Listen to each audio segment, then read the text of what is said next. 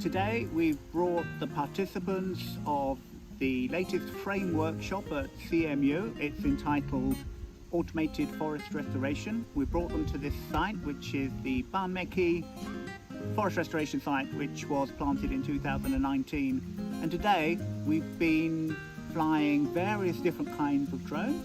In the morning we flew the Mavic drones with the sticks, so we taught basic stick flying techniques.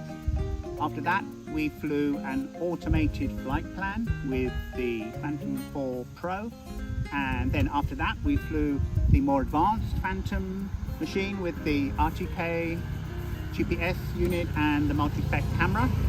And in a moment we're going to be flying the biggest drone of the lot, which is an agricultural drone with a big tank capable of spraying herbicides onto a site and preparing it ready for forest restoration. Our participants are from Kasetsart University and Savanakhet University and Supanawong University, the last two in Laos.